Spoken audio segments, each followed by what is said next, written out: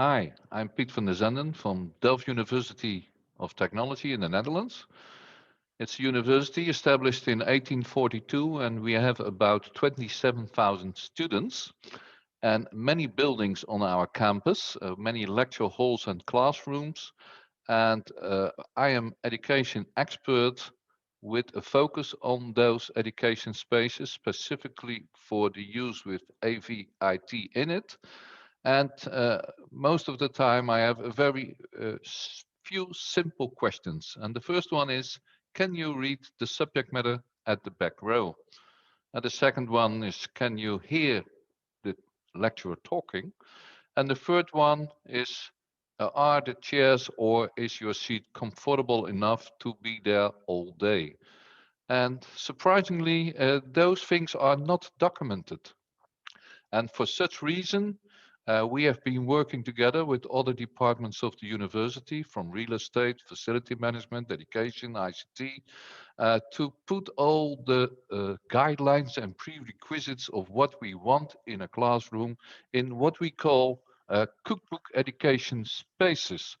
The cookbook is free. You can see it on my weblog, and we have put in all sorts of numbers, figures, typologies, certain pedagogies that we have, contemporary pedagogies that we have on our university. And it seemed that interpreting those tables and figures and numbers was not that easy. And for such reason, we have been deciding to make an application called TUDesc, and that stands for TU Delft Education Spaces Configurator. It's a cloud application, and I want to demonstrate it shortly uh, to give you a sneak preview of what it is and what we have in mind for coming summer. So I'm going to share my screen now. Share, and what you see, I'm on the left, uh, but I want to talk about three main functions of TUDesc. Of course, I have to log in. And the first thing I want to show is about readability and sightlines. And when you start to this, it always come forward with Quick Builder when you can make your new space if you want a new one, or you can go to the database where you have your stored spaces. I will show that later. If you have a new one, you can choose for amphitheater, tiered lecture halls, flat level, or a terraced classroom. Let's go forward with amphitheater. Now we can choose the system, the presentation system. We go forward with the quad signal. And because we are doing much electronic and digital writing, I want to have interactive board in it, and after this, we can choose the seat capacity. Let's have 400 seats over two segments. A segment is an area where you put furniture in. And now this hall is created. And what you see is that there are some dotted lines giving certain parameters. What you see first is the figure at the end, that is the readability. It's now 25, more than 25 arc minutes. And that is okay, because if you go to the optician and you want to have new glasses, you need at least 17 arc minutes to see properly, which is about 100% of visual acuity. And you think it's normal that you when you buy glasses, so why is it not normal in the classroom or in the lecture hall, especially where you have to deal with all those strange Greek characters within formulas and those weird figures? So you really need to discern them. What you see over here is a few widgets in which we can configure the whole. We have a front view, we have a top view and a side view. And first thing, what is related to the readability is of course the size of a screen.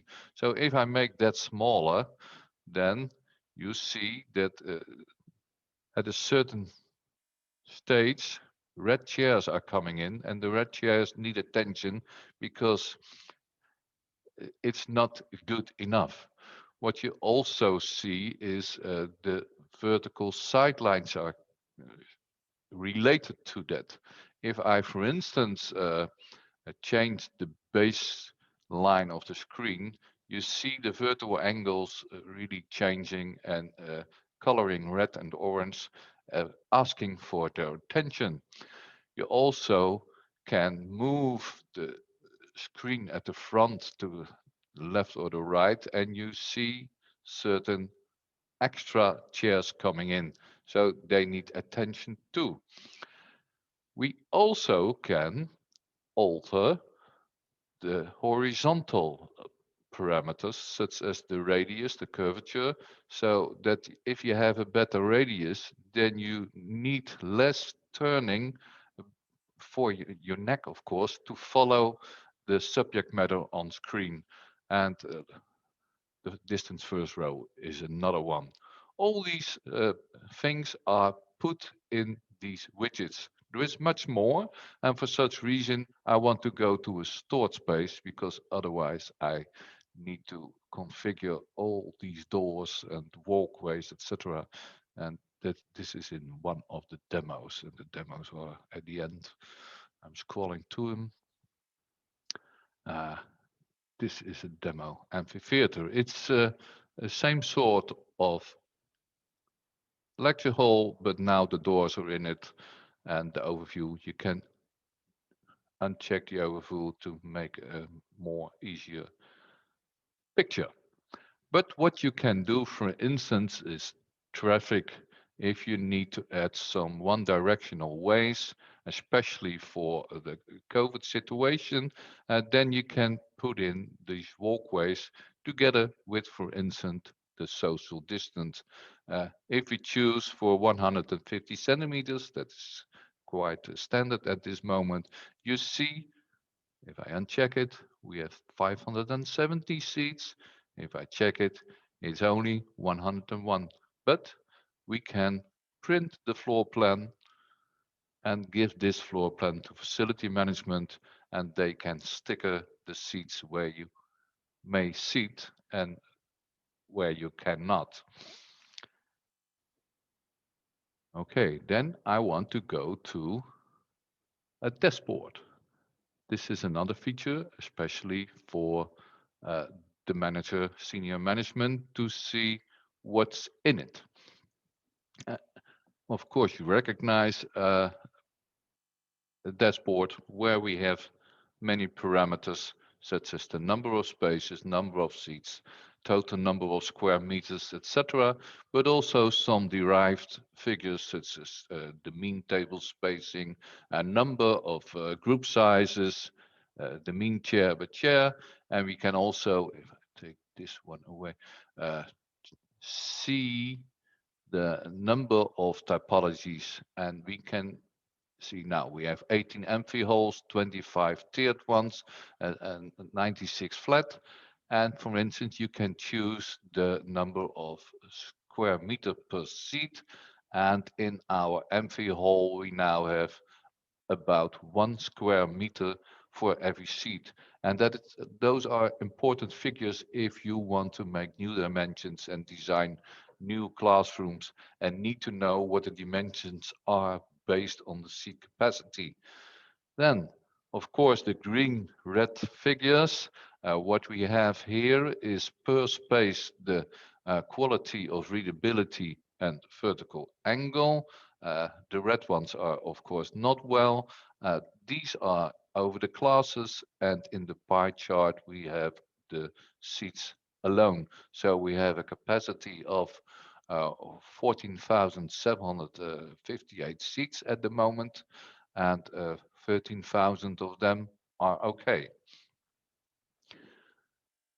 I want to give a sneak preview of things that are coming because we have an issue with storing spaces and putting the parameters with that spaces.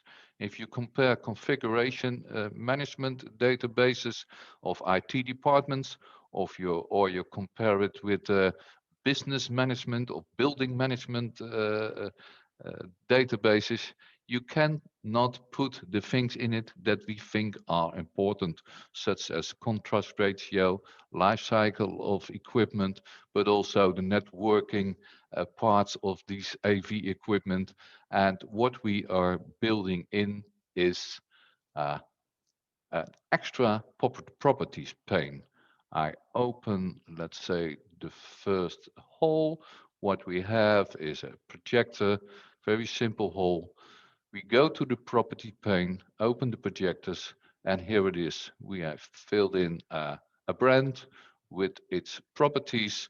What we also have is the week compliancy, a MAC address, fact sheets.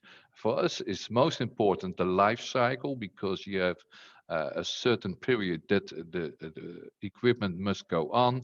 And if we can make longer use of it, then we have that for the same price. And we interpret it as a bit as green use, because we do not have extra energy, no extra cost, no extra footprint. So it's good for the environment.